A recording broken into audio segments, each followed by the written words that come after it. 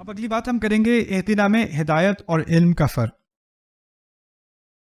دیکھیں، اگر میں آپ کو کہوں کہ کوئی آپ سے پوچھے یہ آج کا پروگرام کہاں ہو رہا ہے، اور کہ وہ ادھر وہ ایک سینٹر ہے وہاں پر ہو رہا ہے روات میں، اور وہ آپ کو یہاں پہنچنے کی ہدایت دیتے ہیں، اس کو بھی ہدایت ہی کہتے ہیں نا. آپ نے وہ ہدایات لکھ لی، لیکن اگر میں کہوں کہ اس نے آپ کو یہاں پہنچنے کا علم دیا، معلومات دی، وہ بھی بات ٹھیک ہے. اس کانٹیکسٹ میں ہدایت اور معلومات ایک ہی بات ہے.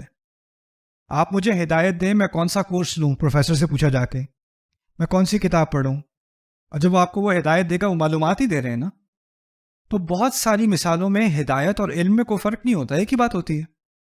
کسی کو ہدایت دینا اور کسی کو علم دینا ایک ہی بات ہوتی ہے. لیکن قرآن نے ہدایت اور علم میں ایک طرف تو ایک ہی بات، ایک پہلو سے ایک ہی بات ہے، اور ایک اور پہلو سے دو کمپلیٹلی پوری طرح سے مختلف باتیں ہیں. ان کا آپس میں کوئی تعلق نہیں. جیسے بنو اسرائیل کے علماء، ان کے بارے میں قرآن نے کہا ہے کہ یہ علم والے لوگ ہیں. علم بہت ہے ان کے پاس، کیا نہیں ہے؟ ہدایت نہیں ہے. اگر علم اور ہدایت ایک ہی چیز ہے تو اگر ان کے پاس علم بہت ہے تو اس کا مطلب ہے ان کے پاس کیا بہت ہے؟ ہدایت بہت ہے. ابلیس کے پاس بہت علم ہے، بہت علم ہے. اس کے پاس سارے انبیاء کا علم، بلکہ ان انبیاء کا بھی علم جن کو ہم نہیں جانتے. ان کی قوموں کو بھی برباد کرنے پہنچ گیا تھا. اس کو ہم قصہ آدم پڑھتے ہیں، وہ قصہ آدم میں خود تھا. اس کو فرسٹ ہینڈ نالج ہے، براہ راست علم ہے اس کو. ہم ملائکہ کے بارے میں سیکھتے ہیں، وہ اب ملائکہ سے اس کی ملاقات ہو چکی ہے، ان کے ساتھ میں وہ رہ چکا ہے. یعنی اس کے علم میں کوئی کمی نہیں ہے. کس چیز میں کمی ہے؟ ہدایت پہ. تو ایک پہلو سے تو ہدایت اور علم ایک ہی چیز ہے، ایک اور پہلو سے ہدایت اور علم دو الگ الگ مختلف کمپلیٹلی الگ چیزیں ہیں. دوسری بات، اگر میں آپ سے علم مانگوں، مجھے یہ بتا دیں، مجھے یہ بتا دیں، معلومات مانگو، علم مانگو، ایک دفعہ آپ نے وہ علم حاصل کر لیا تو اب وہ آپ کا ہو گیا. آپ علم کو اون کر سکتے ہو. آپ نے سیکھ لیا ایک دفعہ 2 اور 2 جمع 4 علم ہے نا.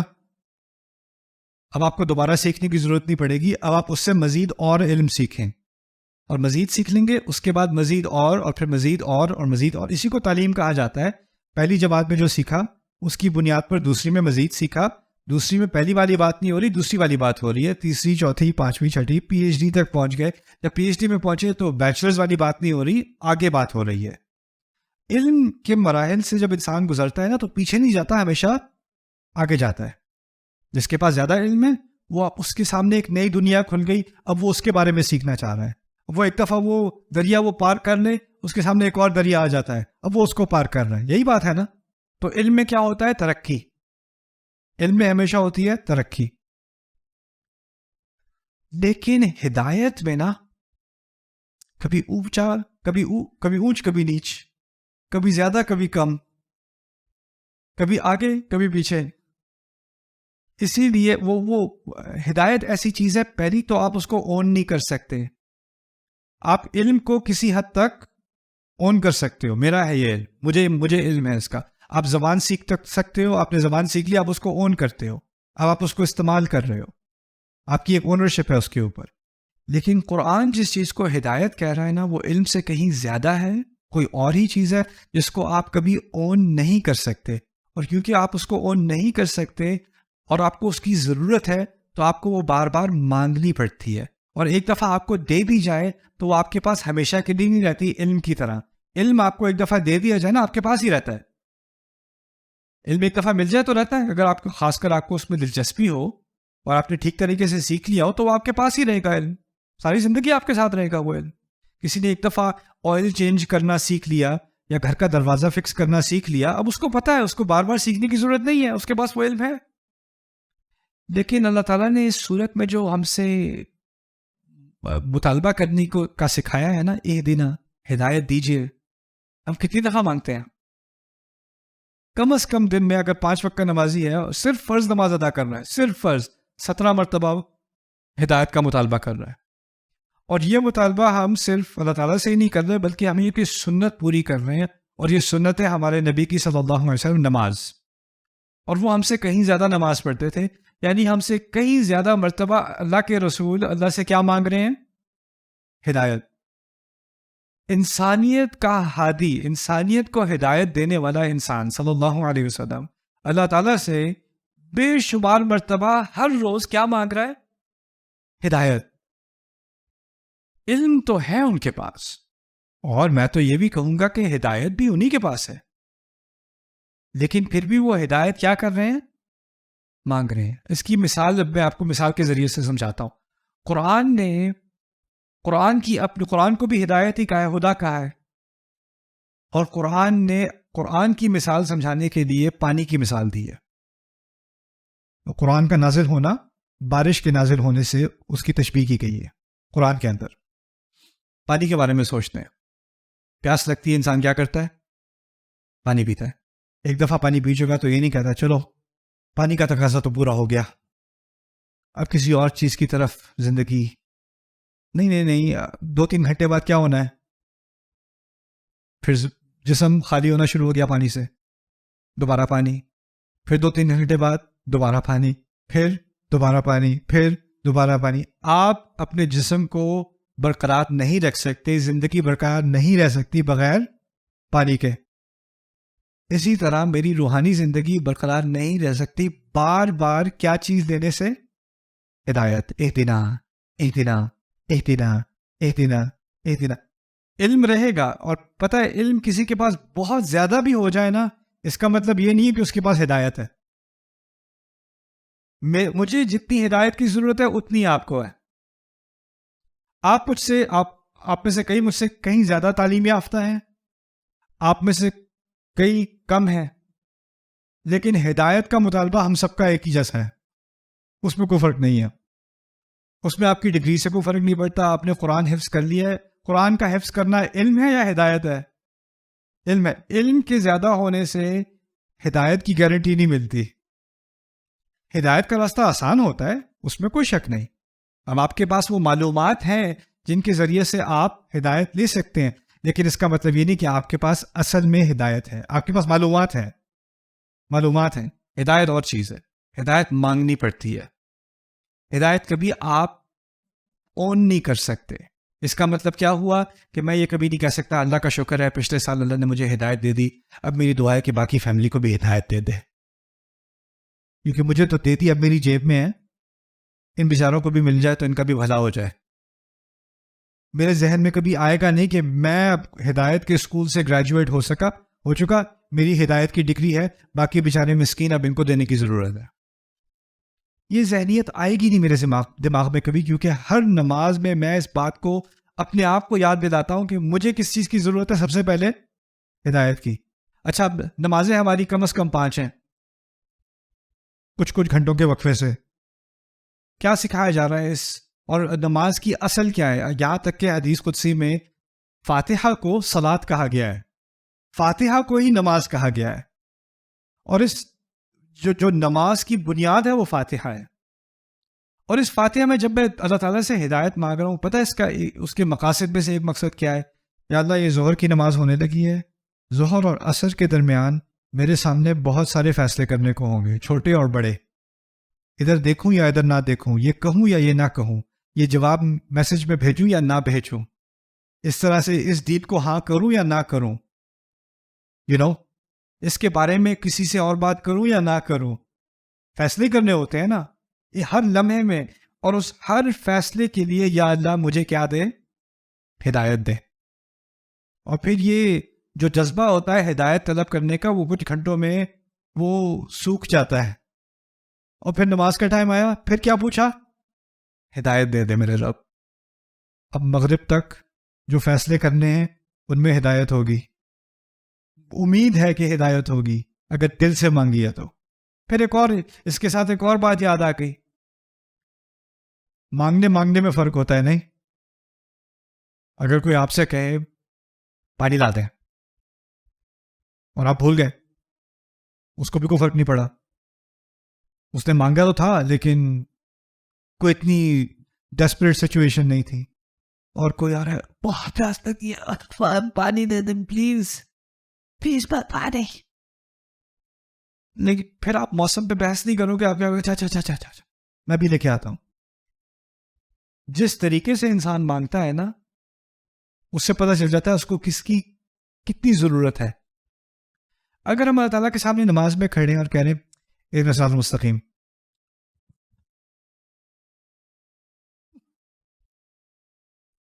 مانگنے میں رویہ بھی ہوتا ہے کہ نہیں ہوتا؟ آپ کے بچے آپ کے پاس آ کے کہتے ہیں مجھے 500 چاہیے, مجھے 1000 روپے چاہیے, گاڑی چاہیے مجھے. جس طریقے سے مانگ رہا ہے مانگنے دینے کا دل نہیں چاہتا. ایسے مانگتے ہیں, ایسے بات کرتے ہیں, یہ تمیز ہے بات کرنے کی. پھر آپ بچے کو تمیز سکھاتے ہیں کہ پوچھا کہ تمیز سے پوچھا جاتا ہے, ادب سے پوچھا جاتا ہے, اور پھر آپ نماز پہ کھڑے ہو کہتے ہیں اللہ اکبر. اس کو تو تمیز سکھا دی کہ مجھ سے کیسے پوچھتے ہیں, اور جس طریقے سے ہم اللہ سے پوچھتے ہیں اہدنا الصراط المستقیم. یعنی اگر ہم واقعی پیاسے ہیں, اگر جیسے جسم میں پیاس ہوتی ہے اور انسان پانی مانگتا ہے, اگر واقعی دل میں پیاس ہے اور اللہ سے ہدایت مانگ رہے ہیں, تو ان الفاظ کو جب تک ہم دل سے نہیں کہیں گے نا, اس کا کوئی اثر نہیں ہے, اس کی کوئی اہمیت نہیں ہے. یہ صرف الفاظ ہی رہیں گے پھر جو ہم دہراتے رہیں گے. یہ ہے اہدنا. اب اس سے آگے, بلکہ اس کی جذر کے اعتبار سے ایک بڑی خوبصورت بات ہے. اصل میں عربی کا لفظ ہدا ہدیہ سے متعلق ہے. ہدیہ اردو میں بھی استعمال ہوتا ہے, نہیں؟ کس کے لیے؟ تحفے کے لیے. ہدایت کا تحفے سے کیا تعلق ہے؟ عرب صحرا میں کبھی گم جائے نا, صحرا میں اگر گم جائے, صحرا کی مشکل یہ ہے کہ اگر آپ ایک دفعہ گم گئے تو آپ کو لگے گا آپ سیدھی لائن میں جا رہے ہو, لیکن آپ کو پتہ بھی نہیں چلے گا آپ گھوم کے وہیں پہنچ جاؤ گے جہاں شروع ہوئے تھے. اس موڑ پر اگر صحرا میں کوئی گم جائے, اس کے لیے سب سے بڑا تحفہ کیا ہے؟ پانی نہیں ہے. پانی تو 2 گھنٹے بعد پھر وہ مر جائے گا. اس ہدایت ہے اس وقت. اصل ہدیہ ہدایت ہے. تو سب سے بڑا تحفہ جو ہے نا وہ ہدایت کا تحفہ ہے. اور اس کو ایک اور طرح سے بھی سمجھ لیں, کیونکہ اللہ تعالیٰ نے الرحمن الرحیم کہا تھا نا, اس ناطے سے بھی اس کو سمجھ لیں. اور وہ یہ ہے کہ کسی کے پاس گاڑی ہے, لیکن اس کو ٹھیک سے چلانی نہیں آتی. بہت خوبصورت گاڑی ہے, پہلے دن ہی درخت میں مار دی, پتہ نہیں اس کو چلاتے کیسے ہیں. کسی کو برانڈ نیو لیپ ٹاپ لے کے دیا, اس کو پتہ نہیں ہے کہ یہ واٹر پروف نہیں ہوتا. اس کے اوپر اس نے دھونے کے لیے لیپ ٹاپ کو, اس کے اوپر پانی کا گلاس اڈیل دیا. اچھی بلی نعمت تھی, بیکار میں گئی. کیا نہیں تھا اس بندے کے پاس؟ پراپر ہدایت نہیں تھی. جب تک آپ کے پاس ہدایت نہ ہو تو آپ نعمت کا بھی صحیح استعمال نہیں کر سکتے. گاڑی چلانی نہ آتی ہو, بہترین گاڑی ہو, وہ نعمت نہیں ہے, کیونکہ آپ کو چلانی نہیں آتی.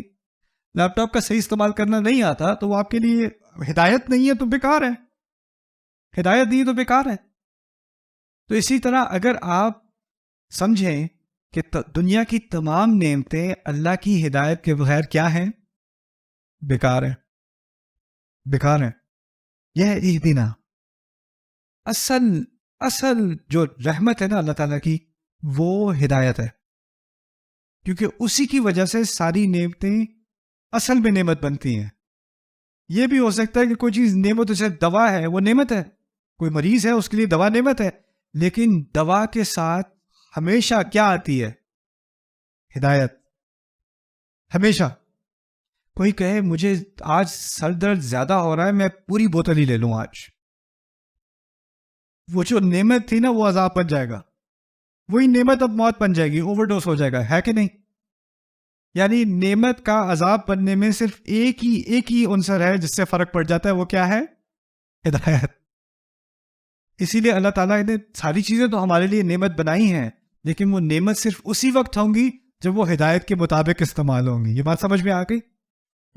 یہ نیچرل سی بات ہے, بہت طبیعی بات ہے. اور اسی لیے سورۃ الرحمن میں جب کہا نا الرحمن علم القرآن, الرحمن علم القرآن, سب سے بڑی رحمت اللہ تعالیٰ کی کیا ہے کہ اس نے قرآن سکھایا. قرآن سکھانے کے بعد دنیا میں جو چیز بھی میں استعمال کر رہا ہوں, جو بھی میرا تجربہ, جو بھی میرا رشتہ ہے, جو بھی میری جاب ہے، جو بھی چیزیں میری پوزیشن میں ہیں، میری اونرشپ میں ہیں، ان تمام کو میں اب ہدایت کے مطابق استعمال کروں گا تاکہ وہ میرے لیے رحمت کا ذریعہ بنے، ورنہ وہ رحمت ہو ہی نہیں سکتی۔ یہ بھی ہے اس کے اندر جن الفاظ میں اللہ تعالیٰ نے کہا ہے اہدنا الصراط المستقیم۔ اچھا، اب عربی میں مختلف اسالیب ممکن ہیں۔ آپ یہ بھی کہہ سکتے ہیں اہدنا الی الصراط، یہ بھی کہہ سکتے ہیں اہدنا علی الصراط، یہ بھی کہہ سکتے ہیں اہدنا للصراط، اور یہ بھی کہہ سکتے ہیں اہدنا الصراط، جیسے فاتحہ میں ہے۔ یعنی مختلف حروف استعمال ہو سکتے ہیں، ہر ایک حرف کا اپنا مقصد ہے۔ میں آپ کو اس کا تھوڑا سا مختصر طریقے سے ان کا فرق سمجھا دیتا ہوں۔ اہدنا الی الصراط ہے، اگر میں کہوں مجھے نہیں پتا کہ جو ہسپتال ہے وہ کدھر ہے، تو آپ کہیں یہاں سے سیدھا جائیں، پھر رائٹ ٹرن لیں، پھر لیفٹ ٹرن لیں، پھر 5 کلومیٹر جائیں، ہسپتال آ جائے گا۔ یہ ہے الی، اس کی طرف ہدایت دینا۔ ایک ڈیسٹینیشن ہے، ایک آپ کی منزل ہے، اس منزل کی طرف کسی کو ہدایت دی جائے نا، اس کے لیے الی کا لفظ استعمال ہوتا ہے۔ تو قرآن نے جب جنت کی طرف پہنچنے کا راستہ سمجھا دیا نا، وہ الی ہے، یہدیہم الی طریق مستقیم۔ یہ الی بھی استعمال ہوا ہے قرآن میں، ٹھیک ہے نا؟ تو الی سے مراد ہوگی معلومات۔ جب الی آئے گا نا تو وہ کون سی معلومات ہیں جو مجھے اپنی منزل تک لے جائیں گی۔ دوسرا لفظ ہے علی الصراط، اہدنا علی الصراط۔ علی الصراط مراد ہے میں رستے میں ہوں اور رستے میں کچھ رکاوٹیں آ رہی ہیں، اور رستے میں چلتے ہوئے جو رکاوٹیں ہیں ان سے میں کیسے گزروں پھنسے بغیر یا گمراہ ہوئے بغیر۔ یعنی رستے پر چلتے ہوئے کیا کیا ہدایات مجھے فالو کرنی پڑیں گی۔ جیسے کہیں ہاں وہ ہسپتال تو 5 میل دور ہے، لیکن رستے میں ایک روڈ کنسٹرکشن ہو رہی ہے، وہ ذرا آپ لیفٹ پہ رہ جانا، یا فلانا ایک آئے گا، وہ یہ اشارہ آئے گا، اس پہ ذرا سائڈ سے گزر جانا۔ یہ کیا ہے؟ اہدنا علی الصراط، اہدنا علی الصراط، یہ دوسرا ہے۔ تیسرا کیا ہے؟ اہدنا للصراط، اہدنا للصراط۔ لام استعمال ہوتا ہے، لام حرف الغایہ اس کو عربی میں کہتے ہیں، آخر تک پہنچانے کے لیے۔ یعنی میں کسی سے کہوں کہ سر آپ نے ہسپتال کی ڈائریکشنز تو بہت اچھی دے دی، مہربانی کر کے آپ میرے ساتھ اگر گاڑی میں بیٹھ جائیں نا اور مجھے وہاں تک پہنچا دیں، آپ مجھے وہاں تک پہنچا دیں، یا آپ میرے ساتھ فون پر رہیں جب تک میں پہنچ نہیں جاتا۔ تو کیا کیا؟ جو انسان آپ کے ساتھ سارا رستہ رہے جب تک آپ منزل تک پہنچ نہ جائیں، اس نے کیا کیا؟ اہدنا للصراط، ہمیں آخری منزل تک پہنچنے تک ہمارے ساتھ ہمیں گائیڈ کرتے رہیں، ہمارے ساتھ ہی رہیں۔ ہم قرآن میں کہتے ہیں الحمدللہ الذی ہدانا لہذا وما كنا لنہتدی لولا ان ہدانا اللہ۔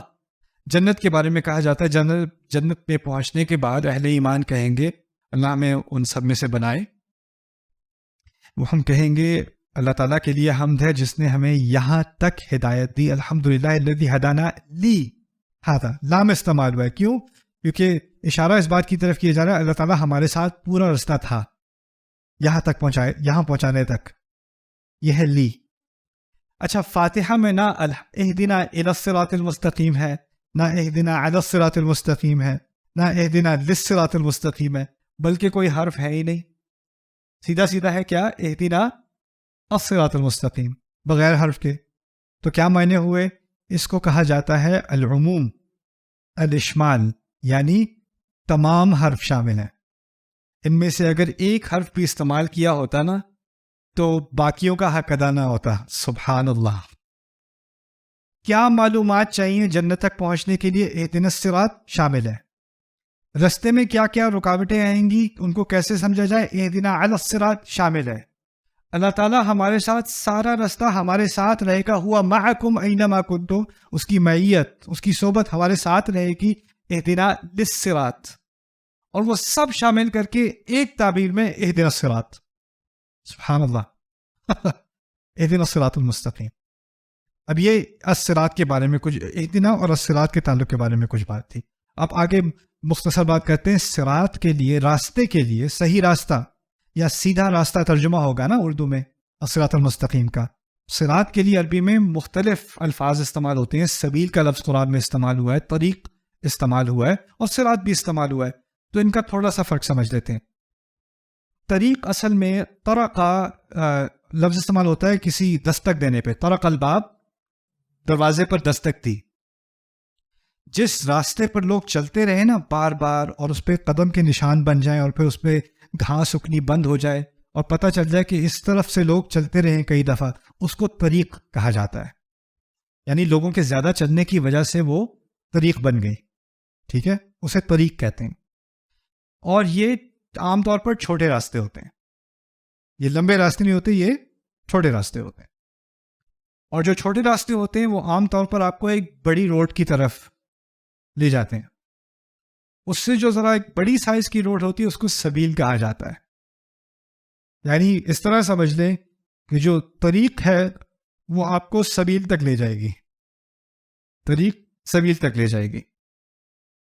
اچھا, سبیل کیا ہے؟ سبیل جو ہے اس کی جمع ہوتی ہے سبل. سبیل اور سبل. سورۃ العنکبوت میں اللہ تعالیٰ کہتے ہیں والذین جاہدوا فینا لنہدینہم سبلنا. تو طریق چھوٹا اور بہت زیادہ چلا ہوا, اور سبیل اس سے ذرا بڑا راستہ. اچھا, اور سبیل کی جمع کیا ہوتی ہے؟ میں نے کیا کہا تھا؟ سبل. اچھا, طریق کی جمع ہے طرائق اور طرق دونوں. طرائق قرآن میں استعمال ہوا ہے, کننا طرائق قددا, سورۃ الجن میں. اچھا خیر, صراط عجیب لفظ ہے, اس کی جمع نہیں ہے. طریق کی جمع ہے طرق اور طرائق. سبیل کی جمع ہے کیا؟ سبل. صراط کی جمع نہیں ہے. کیوں؟ یہ صراط ایسے راستے کو کہتے ہیں جس کے لیے کوئی آلٹرنیٹیو روڈ نہیں ہے. جیسے دو آئلینڈ ہیں, ان کے درمیان ایک ہی برج ہے, وہ برج کیا ہوگا پھر؟ صراط. کیونکہ ادھر پہنچنے کا کوئی اور راستہ نہیں ہے آپ کے پاس, ایک ہی راستہ ہے. تو طریق سے انسان سبیل پہ پہنچے, اور تمام سبیلیں جا کے کہاں ملیں گی؟ صراط پہ. اور ہو سکتا ہے کہ آپ کا شروع ہونے والا راستہ کوئی اور طریق یا کوئی اور سبیل ہو, یا کوئی اور سبیل ہو, کوئی اور سبیل ہو, لیکن بعد میں جا کر سب ایک جگہ کہاں ملیں گے؟ صراط کے اوپر. نا صراط کا لفظ کیونکہ اس کی جمع نہیں ہے, اس کے اور بھی معنی ہیں. صراط کا لفظ اصل میں آتا ہے سرات سے, پیش کے ساتھ سرات. اور سرات عربی میں کہتے ہیں ان کی مختلف قسم کی تلواریں ہوتی تھیں. کچھ تلواریں جو ہیں وہ ذرا مڑی ہوئی ہوتی ہیں, اور کچھ تلواریں بالکل سیدھی ہوتی ہیں. جو موٹی ہو, چوڑی ہو اور سیدھی ہو, اسے سرات کہا جاتا ہے. اسی سے نکلا لفظ جو سڑک کشادہ ہو اور بالکل سیدھی ہو, اسے صراط کہتے ہیں. اور اس کے علاوہ کوئی اور راستہ نہیں ہے آپ کے پاس. اور تمام چھوٹی چھوٹی سڑکیں, طریق اور سبیل اسی میں آ کے ملتی ہیں. اس لفظ کے استعمال سے بہت فائدے ہیں. ایک تو یہ کہ آپ کو کوئی مشکل نہیں ہوگی. ایک دفعہ ایک راستے پر اس راستے پر انسان آ جائے تو اس کو کوئی مشکل نہیں ہوگی کہ اب کس طرف مڑیں کس طرف نہ مڑیں, کیونکہ راستہ کیسا ہے؟ بالکل سیدھا ہے. اور اس کے علاوہ کوئی اور راستہ بھی ہے کہ بس ایک ہی نہیں, ایک ہی راستہ ہے. اس میں ایک اور بڑی عجیب بات یہ ہے کہ یہ راستہ لمبا ہوتا ہے. یعنی منزل تو واضح ہے کہاں ہے, لیکن سفر لمبا ہے. سفر لمبا ہے. اب کیونکہ کشادہ ہے, کشادہ ہونے میں کیا فائدہ ہوا؟ سوچے ذرا. ہاں, بہت سارے لوگ ایک وقت میں سفر کر سکتے ہیں. ایک لین نہیں ہے, ملٹیپل لینز ہیں. کچھ لوگ اس پہ زیادہ تیز چل رہے ہیں, کچھ لوگ آہستہ چل رہے ہیں, کچھ لوگ ابھی نئے کسی سبیل سے جا کے اس میں شامل ہوئے, کچھ لوگ آپ سے 1000 میل پیچھے ہیں, کچھ لوگ آپ سے 1000 میل آگے ہیں. آپ کو کچھ لوگ اپنے سے آگے نظر آ رہے ہیں, کچھ لوگ اپنے سے پیچھے نظر آ رہے ہیں, کچھ لوگ آپ سے کئی سالوں پہلے اس پوری راستے سے گزر چکے, آگے آخر تک پہنچ چکے, آپ پیچھے رہ گئے ہو. لیکن مقصد بس ایک ہی ہے. یہ نہیں کہا یا اللہ ہمیں اس روڈ پر سب سے تیز گاڑی دے دے, اس روڈ پر ہمیں سب سے تیز چلا دے. ایک بات مانگی ہے, ہدایت دے دے کہ جس بھی راستے سے ہم شروع ہوئے ہو اس سڑک تک ہمیں پہنچا دے. بس ایک دفعہ اس سڑک پر آ گئے, جس رفتار سے چلنا ہوگا یا جس کے ساتھ چلنا ہوگا اس کی فکر ہمیں کم ہے. کم از کم کیا ہے کہ ہم اس سڑک پر ہیں. اب اس سڑک پر آنے کے بعد کوئی حافظ قرآن ہے جس کو عربی بھی آتی ہے, تجوید بھی آتی ہے, عالم بھی ہے. اس سڑک پہ آنے کے بعد کوئی 55 سال عیسائی تھا, کل مسلمان ہو گیا, اب وہ اس سڑک پہ وہ پیچھے اس کو الف با بھی نہیں پتا, اس کو نماز بھی ٹھیک سے بھی پڑھی نہیں, انگلش میں نماز پڑھ رہا ہے. ٹھیک ہے نا. اس سڑک پہ کوئی 90 سال کا ہے, اس سڑک پہ کوئی 12 سال کا ہے. ہر ایک کی سپیڈ مختلف، ہر ایک کا لیول مختلف، ہر ایک کا علم مختلف، ہر ایک کی شروعات مختلف. وہ کوئی کسی سڑک سے شروع ہوا تھا، کوئی کسی سڑک سے، کسی کا کوئی بیک گراؤنڈ، کسی کا کوئی بیک گراؤنڈ، کسی کی کوئی مشکلات، کسی کی کوئی مشکلات. کوئی اس سڑک پہ دو لوگ اکٹھے شروع ہوئے اور ایک بہت جلدی آگے نکل گیا اور ایک آہستہ آہستہ چل رہا ہے. کوئی بات نہیں، کسی کے ساتھ کمپیریزن کی ضرورت نہیں، کیونکہ اس دعا میں ہم نے منزل کی طلب نہیں کی، سڑک کی طلب کی ہے. عجیب دعا ہے. ہدایت مانگی جاتی ہے منزل کے لیے، ہدایت سڑک کے لیے نہیں مانگی جاتی. آپ مجھے بتا دیں سڑک پہ کیسے پہنچوں. آپ کا مقصد کیا ہے؟ بس سڑک نہیں، سڑک سے کہاں جائیں گے، بس آپ سڑک پہ پہنچا دیں، باقی مجھے کوئی فکر نہیں. یہ کیسی بات کر رہے ہو؟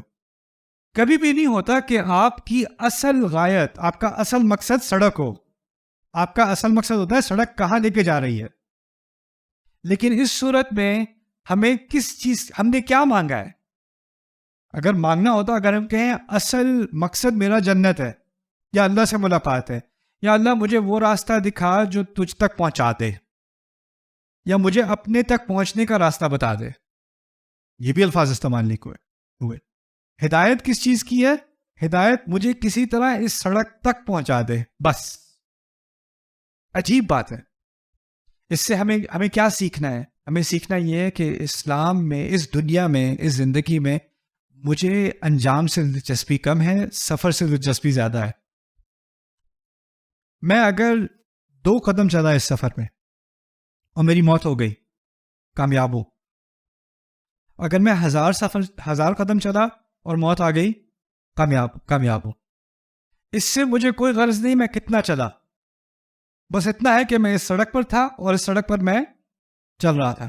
اب اگر یہ بات سمجھ آ گئی نا، تو مجھے کسی اور سے اپنے آپ کو کمپیئر کرنے کی دلچسپی نہیں رہی. یہ تو مجھ سے آگے نکل گئے، یہ تو مجھ سے پیچھے ہیں، ان کو بھی نہ ہر ایک کا اپنا پیس ہے، ہر ایک کی اپنی سپیڈ ہے. بہت کشادگی ہے اس روڈ میں بھائی. آپ کسی کے پیچھے نہیں پھنسے ہوئے. کچھ لوگ آپ کے ساتھ چل سکتے ہیں، آپ کو سپورٹ کر سکتے ہیں، وہ کرتے ہیں سپورٹ آپ کو. آپ ایک دوسرے کو جو رستے میں جو آبسٹیکلز آنے والے ہیں ان کا آپ سامنا کر سکتے ہو. سائڈ پہ اور روڈز ہیں، ان پہ بڑے پیارے پیارے سائنز لگے ہوئے، تھوڑا سا لیفٹ ٹرن لے لو، ادھر بھی آ جاؤ، تھوڑی دیر ہمارے ساتھ بھی تھوڑا ٹائم گزار لو. اور آپ کا دوست آپ کو کھینچے گا، نہیں چلتے رہو. نہیں یار بہت تھک گئے، ایگزٹ تو لے لیں یار، تھوڑا سا بس اس ویکینڈ ایگزٹ لے لیں، اس کے بعد تکونوا من بعدہ قوما صالحین، اس کے بعد اچھے ہو جائیں گے. نہ، چلتے رہو ساتھ. جو ساتھ ہوگا نا وہ آپ کو سپورٹ کرے گا، آپ کو سیدھا چلاتا چلا جائے گا. یہ بہت خوبصورت ہدایات ہیں اہدنا الصراط المستقیم میں. لیکن اس میں صرف بس ایک چیز رہ گئی، اور وہ یہ ہے کہ اگر صراط خود ہی سے ڈکشنری کے اعتبار سے سیدھی ہے تو پھر مستقیم کا کیا فائدہ؟ اگر اہدنا الصراط کہا ہوتا تو سیدھا راستہ پہلے ہی تھا، اور مستقیم سے اس کے سیدھے ہونے میں اضافہ نہیں ہوا. مستقیم اصل میں کہا جاتا ہے عربی میں استقامہ سے، قامہ سے نکلا ہے، جو قیام سے متعلق ہے. قیام کس چیز کو کہتے ہیں؟ کھڑے ہونے کو. مستقیم ہے جو وزن بالقسطاس المستقیم، جو اسکیل ہوتا ہے نا، میزان جس سے سودا وغیرہ وے کیا جاتا ہے، اس کو کھڑا کیا جاتا ہے نا، سیدھا کھڑا کرنا. مستقیم ہے جو راستہ اوپر کی طرف جا رہا ہے، مستقیم اوپر کی طرف ہوتا ہے. تو یہ سڑک سیدھی بھی ہے، کشادہ بھی ہے، اور جتنا آپ اس پہ چلو گے آپ کی اونچائی بڑھ رہی ہے. یہ بھی ایک اس میں استعارہ ہے، اس میں ایک مثال دی جا رہی ہے، آپ اونچائی کی طرف جا رہے ہو. یرفع اللہ الذین آمنوا منکم والذین اوتوا العلم درجات. اللہ تعالیٰ آپ میں سے جن کا علم ہے اور جو اہل ایمان ہیں اور جن کو علم دیا گیا، ان کے درجات کو اونچا کرتا رہے گا. آپ کے درجے، جتنا آپ اس راستے پہ چل رہے ہو، آپ کیا کر رہے ہو؟ آپ اونچے ہو رہے ہو. آپ اس مثال کو سمجھو، جتنا میں اونچا جا رہا ہوں، پیچھے کیا رہ گیا؟ دنیا. اور دنیا والے لوگ جو اس راستے پہ چلنا نہیں چاہتے نا، ان سے میری دوری ہوتی چلی جا رہی ہے، کیونکہ میں اس راستے پہ چل رہا ہوں اور وہ لوگ ابھی زمین پر ہیں، اور میں ایک طرح سے میرا ان سے فاصلہ بڑھتا چلا جا رہا ہے. ٹھیک ہے نا؟ تو ہوتا کیا ہے کہ جب آپ اس راستے پہ چلتے ہو نا، تو آپ کی کمپنی میں تھوڑا فرق آنا شروع ہو جاتا ہے. آپ کی سوسائٹی میں ایسے لوگ ہوتے ہیں جن میں جب بھی آپ ملتے ہو، آپ نے بات کرنی ہوتی ہے فیشن کے اوپر، گاڑیوں کے اوپر، اکانومی کے اوپر، پالیٹکس کے اوپر، موویز کے اوپر، میوزک کے اوپر، کچھ 7-8 ٹاپکس ہیں اسی کے یا دوستوں کے بارے میں، یا فلانے کے انسٹاگرام کے بارے میں، یا فلانے کے ٹک ٹاک کے بارے میں، یا کسی کی غیبت، یا کس کی شادی، اور کس کی منگنی، اور کس کا کتنی اب رسمیں کتنی ہیں، 15-16 ہے رسمیں نہیں اب. Numbers increasing. مایو اینڈ پایو اینڈ شایو اینڈ تایو، آئی ڈونٹ نو. یہی باتیں ہونی ہیں بس. واپس راستے پہ چلنا شروع کرتے ہو. وہ باتیں تو ہیں لیکن اس میں دلچسپی کم ہو جاتی ہے آپ کی. آپ کو ایک فاصلہ محسوس ہوتا ہے کہ اس کمپنی میں کچھ دل نہیں لگ رہا کوئی، یا اس میں کچھ مجھے لگ رہا ہے کہ یہ باتیں مجھے اس راستے سے کھینچ رہی ہیں، مجھے دوبارہ نیچے لے کے آ رہی ہیں. وَلَكِنَّهُ أَخْلَدَ إِلَى الْأَرْضِ، لیکن وہ زمین کی طرف رہ گیا، زمین کی طرف رہ گیا. وَلَوْ شِئْنَا لَرَفَعْنَاهُ بِهَا، اگر ہم چاہتے تو ہم اس علم کی بنیاد پر اس کو اونچا کر دیتے. قرآن کیا چاہ رہا ہے، ہم کیا چاہ رہے ہیں اللہ تعالیٰ سے؟ یا اللہ تعالیٰ ہمیں ایسی ہدایت دے جس پہ ہم چلیں تو ہم کیا ہوتے چلے جائیں؟ اونچے. اچھا، اونچائی کا ایک اور فائدہ ہے، جتنا انسان اونچا جاتا ہے اس کے ویو میں کیا فرق پڑتا ہے؟ اوہو، اس کو بہت آگے کی نظر آتی ہے، اس کو بہت پیچھے کی نظر آتی ہے، اس کو وہ چیزیں نظر آنی شروع ہو جاتی ہیں جو اوروں کو نظر نہیں آ رہی. اس کو نظر آنا شروع ہو جاتا ہے، وہ اس کا جو منظر ہے نا، اس کا جو پوائنٹ آف ویو، وہ ایسا ہو جاتا ہے کہ جو باقی اوپر نہیں پہنچے ہوئے نا، وہ اس کو سمجھ نہیں پا رہے. وہ کہتا ہے مجھے یہ نظر آ رہا ہے. کہتا ہے کیا پاگل والی بات کر رہے ہو، یہاں تو درخت ہے. نہیں، اس درخت کے پیچھے ایک بلڈنگ ہے، اس بلڈنگ کے پیچھے ایک دریا ہے، اس دریا کے پیچھے پہاڑ ہے. کیا ہے یار؟ یہ ریسٹورانٹ ہے بس.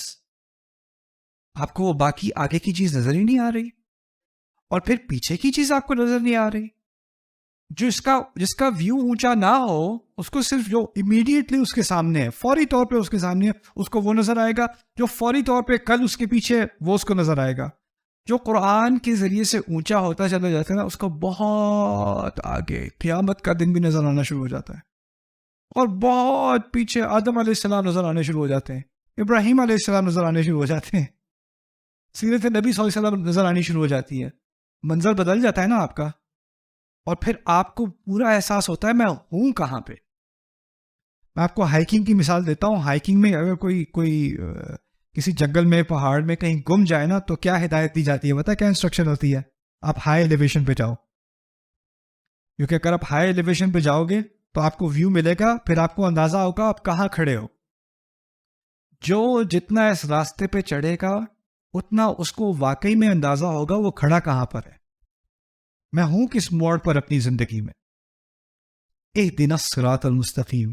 ایسے جیسے ہم اللہ تعالیٰ سے کہہ رہے ہوں کہ یا اللہ مجھے یہ بھی نہیں پتا میں اپنی زندگی میں کہاں کھڑا ہوں، مجھے خود نہیں معلوم، آپ بتا دیں، آپ اس راستے سے بتا دیں، آپ میرے ویو کو، میری نظر کو بدل دیں، میری بصیرت کو بدل دیں. اصل میں یہی، جہاں تک جتنا میں قرآن کے بارے میں سوچتا ہوں، میں کچھ نتائج ہیں جو دل میں کھپ جاتے ہیں، اور اس میں سے ایک بہت بڑا نتیجہ میرے اپنے لیے پرسنلی ذاتی طور پہ وہ یہ ہے کہ قرآن کے بنیادی مقاصد میں سے ہے کہ جس لینس سے میں دنیا کو دیکھتا ہوں نا، وہ بدل جاتی ہے.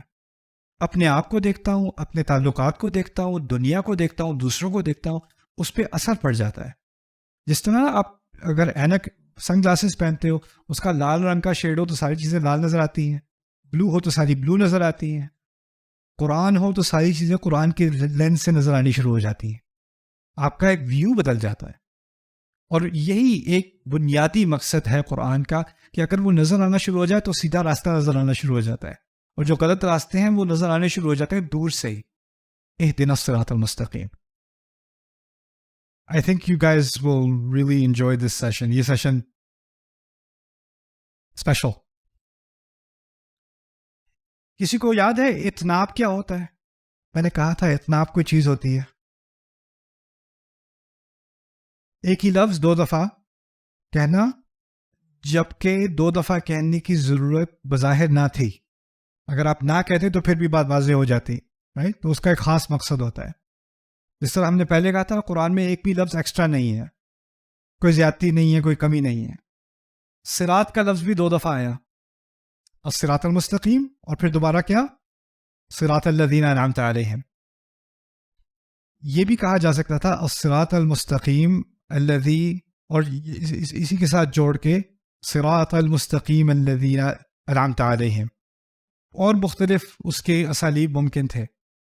لیکن دوبارہ ذکر کرنے کا مقصد یہ ہے کہ اس سڑک کے بارے میں اللہ تعالیٰ نے ہمیں اس راہ کے بارے میں دو چیزیں سمجھنے کی ہدایت دی ہے. ایک کہ ہمیں دوسروں کے لیے اس میں جگہ بنانی ہے، اس میں کشادگی ہے. دوسرا، اس سڑک پر چلنے کے لیے اگر ہمیں کامیاب رہنا ہے تو ہمیں اپنے سے پیچھے دیکھنا پڑے گا. الذین انعمت علیہم، ان لوگوں کا راستہ جن پر آپ نے پہلے سے ہی نعمت کی. نعمت کو بھی سمجھ لیں، اردو میں ہم نعمت تو استعمال کرتے ہیں، لیکن نعمہ عربی میں نعومہ سے نکلتا ہے. نعومہ کہتے ہیں نرمی کو، آسانی کو، آرام کو. جانور جو آرام سے چلتے ہیں نا، جیسے بلی تیز چلتی ہے، کتا تیز چلتا ہے، لیکن گائے بھینس آرام سے چلتے ہیں، تو انہیں انعام کہا جاتا ہے کیونکہ وہ آرام سے چلتے ہیں. نعیمن عربی میں کہتے ہیں کوئی چیز جو ہو وہ بہت نرم ہو. انعام سے مراد ہے اللہ تعالیٰ نے جس کے لیے آسانیاں پیدا کی، جس کے لیے چیز جو ہے وہ سہولت والی بنائی. صراط الذین انعمت علیہم میں اس بات کی طرف اشارہ ہے کہ اگر سفر بہت لمبا ہے اور سیدھا ہے تو اس کا مطلب ہے اور اوپر کی طرف جا رہا ہے. اور بائی دا وے جتنا سفر اوپر کی طرف جاتا ہے، جتنی روڈ میں ایلیویشن ہوتی ہے، اتنا مشکل ہوتا ہے اور تھکانے والا ہوتا ہے. تو جتنا انسان تھکے گا اتنا امکان ہے کہ وہ پھر آدھے راستے میں چھوڑ دے گا یا پیچھے کی طرف گر جائے گا. لیکن کچھ ایسے لوگ ہیں جن کے بارے میں اللہ تعالیٰ نے کہا، یا ہم نے پوچھا اللہ سے، یا اللہ کچھ لوگوں کے لیے آپ نے یہ مشکل راستہ بھی آسان بنا دیا، اس مشکل راستے میں بھی آپ نے آسانیاں پیدا کر دی، سہولتیں پیدا کر دیں. وہ کون لوگ ہیں؟ ان کے بارے میں ہمیں بتا دیں. صراط الذین انعمت علیہم. اس کی ایک آسان مثال بھی سمجھ لیں. اگر آپ یونیورسٹی میں ہو اور آپ کوئی ڈگری کر رہے ہو اور آپ کو نصیحت چاہیے کہ میں کریئر میں کیا کروں، آپ کس سے پوچھو گے؟ کیا آپ اس سے پوچھو گے جو فرسٹ ایئر میں ہے آپ کی طرح، یا آپ اس سے پوچھو گے جو گریجویٹ ہو چکا اور اب انڈسٹری کے اندر ہے؟ کس سے پوچھو گے؟ گریجویٹ سے پوچھو گے نا. جو آپ کے ساتھ ہے وہ آپ کی طرح، وہ بھی گما ہوا ہے، وہ بھی کنفیوز. وہ آپ کو ایڈوائس تو بڑی دے گا، لیکن اس کی ایڈوائس کا کوئی فائدہ نہیں، کیونکہ اس کے پاس کوئی تجربہ نہیں ہے، وہ اس راستے سے گزر نہیں چکا. اللہ تعالیٰ نے یہاں یہ نہیں کہا ان لوگوں کا راستہ جن پر آپ انعام کرتے ہیں، نہیں، ان لوگوں کا راستہ جن پر آپ انعام کر چکے. ماضی اس لیے کہ حال میں جو لوگ اللہ تعالیٰ آج ان پر انعام کر بھی رہا ہو، ان کے کل کی کوئی ضمانت نہیں ہے. ہو سکتا ہے وہ تھوڑی سی پروگرس کر لیں، لیکن ہو سکتا ہے بعد میں وہ راستے سے گر جائے. ہر انسان گر سکتا ہے، کسی کو کوئی گارنٹی نہیں ہے. اور یہ بھی ہمارے دین کا بہت بڑا حصہ ہے. ہم کسی کے بارے میں یہ نہیں کہہ سکتے کہ یہ ہدایت یافتہ ہے، اس کو فالو کرو گے تو جنت ملے گی. حیات میں سے جو بھی حیات ہے نا، اس سے میں آپ سے فائدہ اٹھا سکتا ہوں، آپ مجھ سے فائدہ اٹھا سکتے ہیں. لیکن میں آپ کے بارے میں کہہ سکتا ہوں، نہ آپ میرے بارے میں کہہ سکتے ہیں کہ ہدایت تو اس شخص کے پاس ہے، اس پہ اللہ نے بڑا انعام کیا، اس کو فالو کرو گے تو بس زندگی سنور جائے گی. کیونکہ ہم سب انسان ہیں، ہم سب ایک راستے پہ چل رہے ہیں. ہم میں سے کوئی بھی کسی وقت بھی گر سکتا ہے، بلکہ گرے نہ بھی جان بوجھ کے یا بغیر یعنی جان بوجھ کے غلطی سے بھی غلطی کر سکتا ہے انسان. اس کے فہم میں غلطی ہو سکتی ہے، اس کے عمل میں غلطی ہو سکتی ہے، اس کی سمجھ میں غلطی ہو سکتی ہے. ممکن ہے کہ نہیں؟ تو اگر ہمیں کوئی ایسا رول ماڈل چاہیے جو گارنٹی ہو کہ اس کو فالو کرنا ہے تم غلطی نہیں ہوگی، تو وہ ایسے ہی لوگ ہو سکتے ہیں جو پورے راستے سے گزر کے انجام تک پہنچ چکے، فنش لائن تک پہنچ چکے. اس کے علاوہ کسی سے میں سپورٹ تو لے سکتا ہوں، لیکن اس پہ میں 100% ڈیپینڈ نہیں کر سکتا. یہ بھی بڑی پیاری بات ہے، کیونکہ اس باقی مذاہب میں کیا ہوا بتائے؟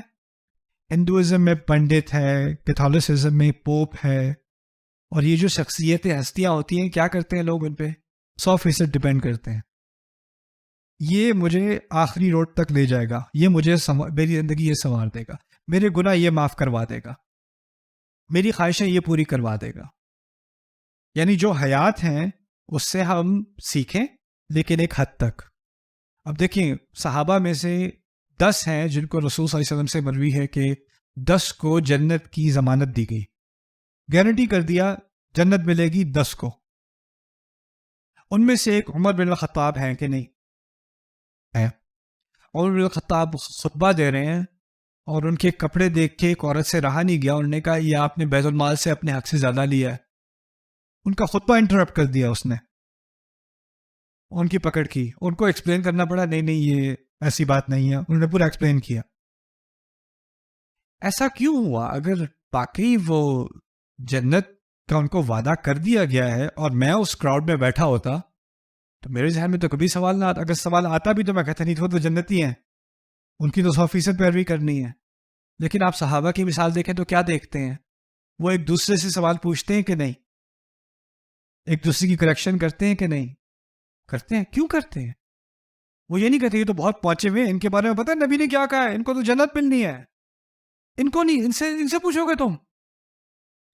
صراط الذین انعمت علیہم میں جن لوگوں کی مثال بالکل پرفیکٹ ہے نا، جس میں کوئی خلل نہیں ہے، اور جو پہنچ گئے، گریجویٹ ہو گئے اس رستے سے، وہ لوگ سب ماضی میں ہیں، وہ سب ماضی میں ہیں. ان کی مثال ہم نے لینی ہے، اور ان میں اور باقیوں میں ایک فرق ہونا چاہیے. ہوتا یہ کیونکہ ہم نے اثرات لیے ہیں اور مذاہب سے، مسلمانوں نے صدیوں میں ہم نے اور مذاہب سے اثرات لیے، اور اس میں سے ایک اثر ہم نے یہ بھی لیا کہ ہم نے یہ عقیدت مندی شروع کر دی کہ ہماری زندگی میں بھی کچھ ایسے لوگ ہیں جو اللہ تعالیٰ کے ایسے پہنچے ہوئے بندے ہیں، ایسے اولیاء ہیں اللہ تعالیٰ کے، کہ بس اگر ان کے ساتھ میری صحبت ہو جائے نا تو بس جنت ہی جنت ہے. اور یعنی ان کا ایک خاص مقام ہے، وہ اس مقام پر، وہ ہدایت کے اس راستے پر ان کی گارنٹی ہو چکی ہے. اب یہ گارنٹیڈ شخص ہمارے محلے میں رہتا ہے، تو میں نے اگر ان کا ہاتھ پکڑ کے میں ذرا چوم لوں اور پھر ان کے دستے مبارک سے میں پانی پی لوں، یا تو پھر میری بھی مغفرت ہو جائے گی. اور یہ الحمدللہ پاکستان میں نہیں ہوتا، یہ اور جگہوں کی بات کر رہا ہوں میں. یہ ہزاروں سال پرانی گمراہی ہے، ہمارے ہاں نہیں ہوتی، ہم مسلمان ہیں ماشاءاللہ. یہی چیز اسلام تباہ و برباد کرنے آیا تھا. ہم نے، اب لوگ میرے بارے میں بھی کرتے ہیں، یار میرے بچے کے سر پہ ہاتھ پھیر دیں، اس کے لیے دعا کر دیں، اس کے لیے کر دیں. آپ بس ایک یہ لفظ لکھ دیں میرے لیے، میرے لفظ سے کیا ہو جائے. جیسے آپ اللہ کے بندے ہو، میں اللہ کا بندہ ہوں. جیسے آپ کی کوئی گارنٹی نہیں، میری کوئی گارنٹی نہیں. یہ مائک میرے اوپر لگا ہوا ہے، اس سے میرا کوئی رتبہ نہیں بڑھ جاتا. اللہ کو معلوم ہے کس کا مقام اونچا ہے، کس کا مقام نیچے ہے. یہ تو میرے رب کو معلوم ہے، مجھے اس کا کوئی علم نہیں، آپ کو اس کا کوئی علم نہیں. ہمارا رویہ کیا ہونا چاہیے پھر؟ یہ رویہ میں نے جب دیکھا نا، میرے کچھ دوست تھے جو میں جب اسلام سیکھ رہا تھا اور میں مختلف انفلوئنسز سے گزر رہا تھا، تو میرے کچھ دوست تھے، ان کے کچھ اور انفلوئنسز تھے. تو ایک صاحب سے وہ سیکھ رہے تھے، ان کے وہ بہت زیادہ یعنی پیروکاری میں وہ لگے ہوئے تھے. تو ایک دفعہ وہ ایک کانفرنس میں آئے، وہ صاحب بہت پہنچے ہوئے اللہ تعالیٰ کے اولیاء میں سے، تو وہ چل رہے تھے، ان کے پیچھے پیچھے ان کے طالب علم ایسے چل رہے تھے آدھے رکوع میں. میں کہا یہ کون سا اسلام ہے؟ یہ اسلام تو میں نے قرآن میں نہیں سیکھا، یہ تو مجھے سیرت میں نظر نہیں آ رہا. سیرت میں تو مجھے یہ مل رہا ہے کہ رسول صلی اللہ علیہ وسلم مجلس میں بیٹھے ہیں صحابہ کے ساتھ، اور کوئی غیر اندر آتا ہے، کوئی اجنبی اندر آتا ہے، اور وہ ابو بکر سے بات کرنی شروع کر دیتا ہے، یا رسول اللہ. تو ابو بکر کہتے ہیں نہیں وہ ہے. یعنی ان کو پتہ نہیں چلتا تھا کہ رسول کون سے ہیں صلی اللہ علیہ وسلم. عمر بن الخطاب جن کو جنت کی ضمانت دی گئی ہے، درخت کے نیچے گدا باندھ کے سو رہے ہیں. کوئی رینک نہیں ہے، کوئی خاص کپڑا نہیں ہے، کوئی خاص لباس نہیں کہ وہ ایک دفعہ وہ آ گئے تو پھر نور آ گیا. ایک نوجوان مجھے کل ملا تھا ریسٹورینٹ میں، کہتا آپ کی شکل پہ بہت نور ہے. میں نے کہا نہیں، یہ کریم لگائی ہے میں نے. کوئی نور نہیں ہے. یہ جو ہم نے بنایا ہوا ہے نا کہ کچھ لوگ ہیں جن پہ اللہ کا بڑا خاص انعام ہے، بہت ہو یہ ہو نا، یہ صراط الذین انعمت علیہم اس کا توڑ ہے.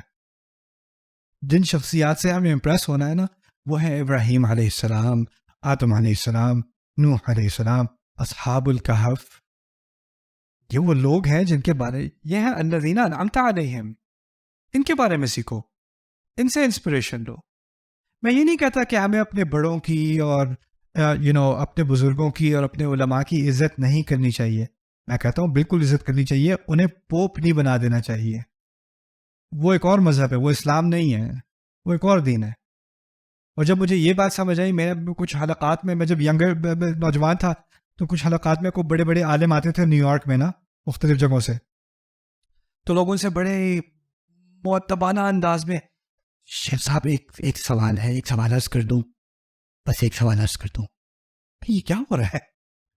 وہ سوال اس کا وہ جواب دیتے تو میرے ذہن میں ایک فالو اپ کوشچن آتا. مجھے ان کا جواب سمجھ نہیں آیا، ان کا جواب میرے نزدیک کامل نہیں تھا یا کنونسنگ نہیں تھا. تو میں آگے سے سوال پوچھتا ہوں، آپ نے یہ بات کی لیکن آیت میں تو کچھ اور بات ہو رہی ہے، تو آپ اس کو کیسے ریکنسائل کرتے ہیں؟ اتنی سی بات. اور جو ان کے سارے فین بیٹھے ہوئے تھے نا، وہ کیا کرتے ہیں پتہ نہیں ہے کون ہے. جیسے ایک دفعہ حضرت نے جواب دے دیا تو کسی کی کیا مجال آگے سے پوچھنے کی. میں تو سمجھا تھا میں ایک ایسے دین کو فالو کر رہا ہوں جس دین میں فرشتے، جب فرشتوں کو کوئی بات سمجھ نہیں آئی کہ آدم کو کیوں بنایا، وہ تو خون بہائے گا. انہوں نے بیٹوں پوچھ لیا اللہ تعالیٰ سے، آپ کیا زمین میں ایسی مخلوق ڈالیں گے جو فساد پھیلائے گا اور خون بہائے گا؟ پوچھا بھی کس سے؟ اللہ سے. اور اللہ نے نہیں کہا تم کس سے پوچھ رہے ہو، تمہاری یہ مجال؟ ایسا کچھ بھی نہیں. کیوں؟ کیونکہ جن لوگوں کا راستہ بغیر پوچھے، بغیر کرٹیسائز کیے فالو کرنا ہے اور آنکھیں بند کر کے فالو کرنا ہے، وہ کہاں ہے؟ وہ ماضی میں ہے. وہ ماضی میں صراط الذین انعمت علیہم، وہ پیچھے ہیں، وہ ابھی نہیں ہیں. ابھی ہم ایک دوسرے سے سیکھ سکتے ہیں، لیکن ہم میں سے کوئی راستے کی انتہا تک نہیں پہنچا. تو ہم ایک دوسرے سے، میں آپ کے فائدے کے لیے، آپ میرے فائدے کے لیے. اور یہ جب میرے اندر یہ رویہ آ گیا نا، اس کو کچھ لوگ بدتمیزی کہتے ہیں، میرے نزدیک یہ علم کا راستہ ہے، علم کا سفر ہے اور ہدایت کا سفر. اللہ تعالیٰ نے میری پاپولیرٹی کی وجہ سے میرے لیے بڑے عجیب دروازے کھولے، اور دنیا کے بہت سارے علماء جو ہیں ان سے میری ایکسیس ہوئی، ان سے بات کرنے کا موقع ہوا.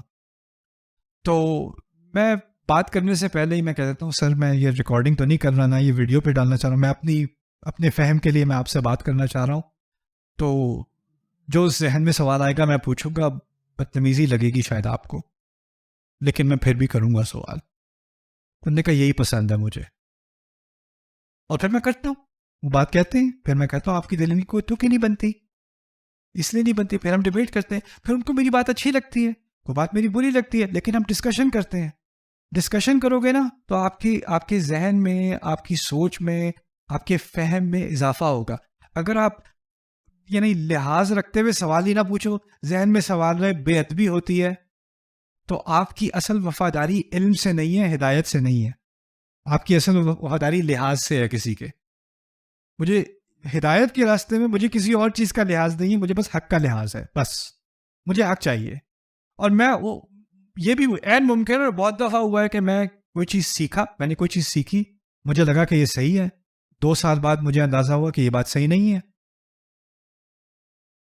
اور عین ممکن ہے کہ صحیح نہیں ہے، اور ہو سکتا ہے کوئی چیز ابھی میں بالکل کنونس ہوں کہ یہ صحیح ہے، اور بعد میں کوئی دلائل سامنے آئے اور کوئی بات سامنے آئے اور پتہ چلے کہ یہ بات صحیح نہیں تھی. ممکن ہے، کیونکہ انسان سے غلطی ہوتی ہے، انسان سیکھ رہا ہے، اور سیکھنے کے رستے میں غلط نتائج پر پہنچنا بھی اس کا حصہ ہے، اس سفر کا حصہ ہے. لیکن ان الفاظ میں صراط الذین انعمت علیہم بہت بڑی، بہت گہری حقیقت مضمر ہے، اور یہ اللہ تعالیٰ سے جو ہمارا تعلق ہے اس کو خراب ہونے سے بچایا گیا ہے انہی الفاظ کے ذریعے سے، صراط الذین انعمت علیہم. پھر دوسری بات یہ بھی بتا دی کہ جو لوگ اس سفر کی انتہا تک پہنچے نا، وہ اس لیے کہ وہ بہت پہنچے ہوئے لوگ تھے، کوشش ان کی تھی، لیکن آسانی کس نے بنائی؟ توفیق اللہ نے. انعمت علیہم یہ نہیں کہا صراط الصالحین، صراط الانبیاء، صراط الشہداء. وہ انبیاء صالحین کتنی عظیم شخصیتیں ہیں، لیکن ہائی لائٹ کیا کیا گیا یہاں پہ؟ ہائی لائٹ کیا گیا کہ اللہ تعالیٰ نے ان کے لیے کیا کیا؟ آسانی بنائی. اگر سوچو ذرا، اگر یہاں کہا ہوتا، کیونکہ ایک اور مقام پر قرآن میں فَأُولَٰئِكَ الَّذِينَ أَنْعَمَ اللَّهُ عَلَيْهِم مِّنَ النَّبِيِّينَ وَالصِّدِّيقِينَ وَالشُّهَدَاءِ وَالصَّالِحِينَ وَحَسُنَ أُولَٰئِكَ رَفِيقًا. اس کی تفسیر کی گئی ہے کن پر انعام کیا گیا؟ نبی، صدیق یعنی صدیق جنہوں نے انبیاء کی بات کو سچ مانا، شہداء آپ جانتے ہو شہداء کون ہیں، صالحین اچھے لوگ. 4 گروپ بتائے. اگر یہ یہاں لکھا ہوتا، قرآن نے یہ بات کہی ہوتی یہاں پر صراط النبیین والصدیقین والشہداء والصالحین، اگر اس طرح بات کی ہوتی تو اصل میں ان کے مقام کی بات ہو رہی ہوتی، اللہ تعالیٰ کو جو ان پر انعام ہے اس کی بات نہیں ہو رہی ہوتی. وہ تو انبیاء تھے، وہ تو شہداء تھے، وہ تو صدیقین تھے، وہ تو صالحین تھے، ہم تو وہ نہیں ہیں. یہاں کہا ان کا راستہ بتائیں جن کے لیے آپ نے آسانیاں کی. اب اس طرح سے کہا تو کیا بات سامنے آ گئی؟ میرے لیے بھی آسانی کر سکتا ہے، ان کے لیے کی تو میرے لیے بھی کر سکتے ہیں. ایسا راستہ بتائیں کہ جب میں اس راستے پر چلوں، 1-2 قدم چلوں تو آگے آسانی کہاں سے آئے گی؟ اللہ کی طرف سے. عون کا مطلب کیا تھا؟ عون کا مطلب کیا تھا؟ پہلے کوشش پھر مدد. یہاں پہلے کہا راستہ بتا دے، راستے پہ چلوں تو آسانی کہاں سے آئے گی؟ اللہ سے آئے گی. وہی بات دوبارہ کہی جا رہی ہے، صراط الذین انعمت علیہم. ٹھیک ہے.